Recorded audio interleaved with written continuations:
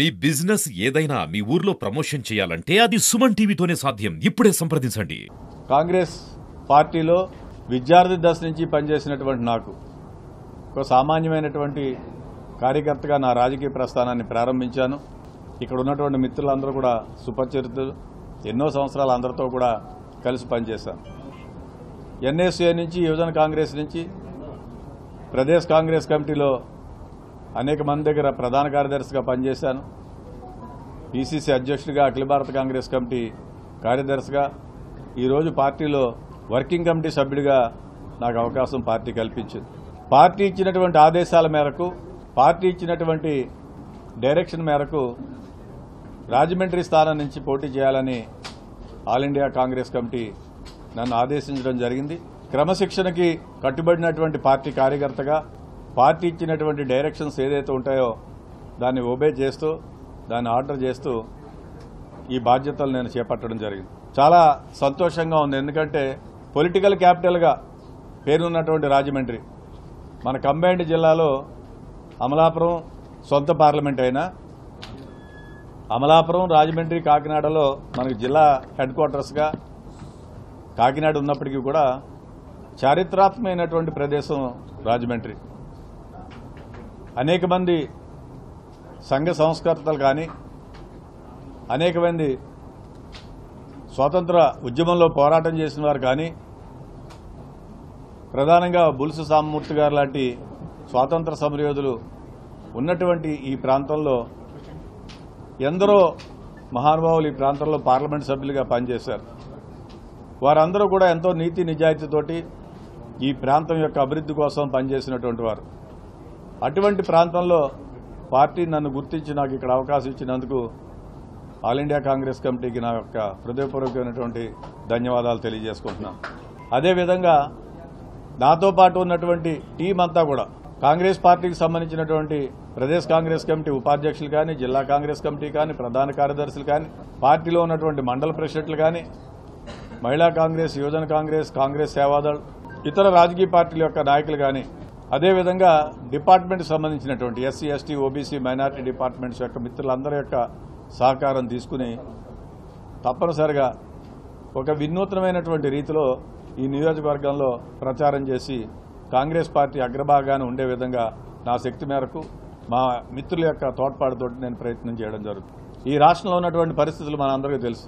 Bharatiya Janata party, Telugu Desam, Pawan Kalyan ముగ్గురు కూడా ఒక తానులో ఉన్నటువంటి ముక్కలు.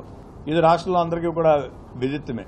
మరొక పక్కని జగన్మోహన్ రెడ్డి గారి పార్టీ, వారు కూడా భారతీయ జనతా పార్టీ భావజాలానికి దగ్గరగా గడిచినటువంటి 5 సంవత్సరాలుగా అధికారంలో ఉన్నప్పుడు దేశంలో పార్లమెంట్లో 16 బిల్లులకు సంబంధించి ఆయన భారతీయ జనతా పార్టీని సపోర్ట్ చేయడం జరిగింది. ప్రెసిడెంట్ ఆఫ్ ఇండియా ఎలక్షన్ కానీ, vice president of India election కానీ, అదేవిధంగా రిపీల్ చేసినటువంటి ఫామ్ లాస్ సంబంధించి కానీ, వీటిలన్నింటిలో కూడా వాళ్ళు సంపూర్ణ మద్దతుతోటి వారితో పనిచేశారు. ఈ రాష్ట్రంలో కాంగ్రెస్ పార్టీ ఆనాడు విభజన సమయంలో ఈ రాష్ట్రానికి ఎంతో ముఖ్యమైనటువంటి ప్రత్యేక తరగతి హోదాని ఇవ్వడం జరిగింది. On the floor of the house రాజ్యసభలో ప్రధానమంత్రిగా ఉన్నటువంటి నరేంద్ర మోడీ గారు ఆవేళ చెప్పడం జరిగింది, 5 సంవత్సరాల ప్రత్యేక తరగతి హోదా ఇస్తామని చెప్పడం జరిగింది.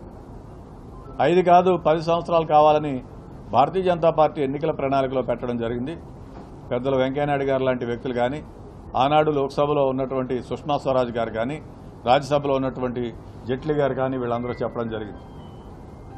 ఒక అడుగు ముందుకేసి చంద్రబాబు నాయుడు గారు 15 సంవత్సరాలు ఉండాలి, 10 సంవత్సరాలు అయితే సరిపోదు, 15 సంవత్సరాలు ఉంటే ఇండస్ట్రియలైజేషన్ కానీ, సంస్థలు రావడానికి కానీ, సెటిల్ అవ్వడానికి కానీ, వాళ్ళకి ల్యాండ్ అలాట్మెంట్ కానీ, ప్రొడక్షన్ స్టార్ట్ అవ్వడానికి కానీ సరిపోతుంది అని చెప్పి అన్నారు. తర్వాత 5 సంవత్సరాలు చంద్రబాబు నాయుడు గారు అధికారంలోకి వచ్చిన తర్వాత ప్రత్యేక తరగతి హోదా కానీ, విభజన హామీలు కానీ, implementation of AP reorganisation act కానీ ఏది పట్టించుకున్నటువంటి పరిస్థితి లేదు. ఈ రాష్ట్రానికి కేంద్ర ప్రభుత్వం ఇచ్చినటువంటి విభజన హామీలు అన్నీ అమలు కావాలంటే కాంగ్రెస్ పార్టీతోటే సాధ్యం.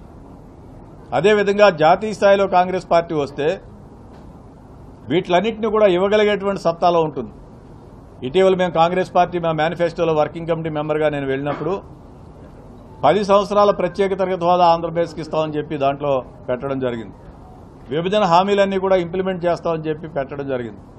ఇవి కాకుండా అనేకమైనటువంటి స్కీమ్స్ మహిళలకు సంబంధించి ప్రతి కుటుంబంలోనూ కూడా ₹1,00,000 ఆర్థికంగా వెనుకబడినటువంటి పేద వర్గాలకు చెందినటువంటి మహిళకి కుటుంబంలో ఒక మహిళ ఉంటే ₹1,00,000 సంవత్సరానికి ఇస్తానని చెప్పి చెప్పడం జరిగింది.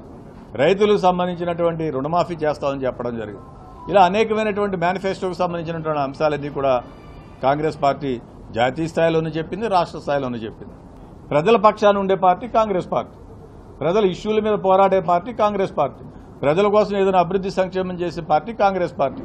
అందుకే విజ్ఞులైనటువంటి ప్రజలందరినీ విజ్ఞప్తి చేస్తున్నాం, తప్పనిసరిగా చారిత్రాత్మక అవసరం కాంగ్రెస్ పార్టీకి సహకరించండి. హస్తం గుర్తు మీద మీ యొక్క అమూల్యమైన ఓటు వేయండి. నన్ను పార్లమెంట్ సభ్యుడిగా కానీ నాతో పాటు ఉన్నటువంటి మా మిత్రులందరూ శాసనసభ్యులుగా ఇక్కడే కాదు రాష్ట్ర వ్యాప్తంగా అందరినీ కూడా గెలిపించాలని కోరి ప్రార్థిస్తాను. కాంగ్రెస్ పార్టీకి సంబంధించినటువంటి నిధుల మీద 2019 ఎన్నికల్లో కూడా ఇలాగే వాళ్ళు చేయడం జరిగింది. పార్టీ ఎన్నికలు జరిగేటువంటి సమయంలో అనైతికంగా కాంగ్రెస్ పార్టీ ఆఫీసులోకి వచ్చి ఆఫీసులో స్టాఫ్ను తీసుకెళ్లినటువంటి పరిస్థితి. ఇప్పుడు ఇటీవల జరిగినటువంటి పరిస్థితుల్లో ఇన్కమ్ ట్యాక్స్ 1838 కోట్ల రూపాయలకు ఒక నోటీస్ సర్వ్ చేయండి. చాలా విచిత్రమైనటువంటి సంఘటన.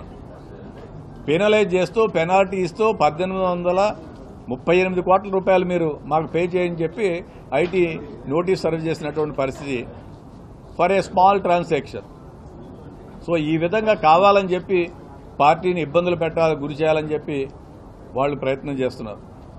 అయితే ఈ దేశంలో ఎప్పుడు ఎన్నికలు జరిగినా, ఈ రాష్ట్రంలో ఎప్పుడు ఎన్నికలు జరిగినా మీ అందరికీ తెలుసు, ధనం ఏనాడు గెలవలేదు, జనమే గెలిచారు. కాంగ్రెస్ పార్టీకి జనం బలం ఉంది. తప్పనిసరిగా ఇటువంటి ఏమైనా మమ్మల్ని కావాలని చెప్పి ఇబ్బందులు పెట్టాలని ప్రయత్నం చేసినప్పటికీ కూడా రాహుల్ గాంధీ గారిని ఈడీ తీసుకెళ్లింది, సోనియా గాంధీ గారిని ఈడీ తీసుకెళ్లింది, చిదంబరం గారిని ఈడీ తీసుకెళ్లింది, కాంగ్రెస్ పార్టీలో ముఖ్యమైనటువంటి నాయకులందరినీ ఈడీ తీసుకెళ్లింది. ఈవేళ వరకు ఎక్కడా లేదు.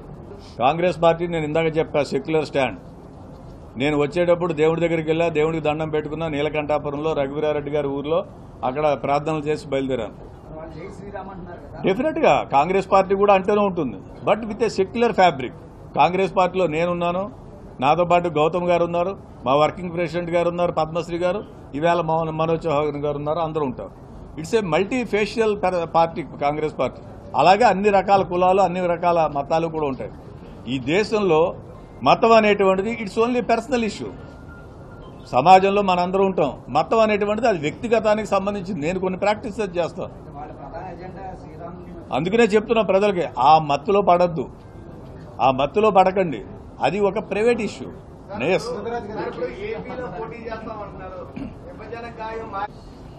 ఆనాడు తిరిగి మళ్లీ అధికారంలోకి వచ్చుంటే ఏపీ రీఆర్గనైజేషన్ యాక్ట్ 2014 మేము అమలు చేసేవాళ్ళం. పార్లమెంట్ ఒక యాక్ట్ చేసింది, మీరు అందరూ నాకన్నా ఎక్కువ చదువుకున్నవాళ్ళు. పార్లమెంట్ యాక్ట్ చేసిన తర్వాత is it not obligation on the part of the next government? ఈవేళ వరకు ఇంప్లిమెంట్ చేయలేదు. దాన్ని అడిగేవాళ్ళు లేడు. ఏం చేస్తున్నాడు ఈ ముఖ్యమంత్రి చంద్రబాబు నాయుడు గారు? కాంగ్రెస్ పార్టీ మా దురదృష్టం, మేము అధికారంలోకి లేవు, మాకు అధికారంలో ఉంటే మేము ఇంప్లిమెంట్ చేసేవాళ్ళని అడగక్కర్లేదు.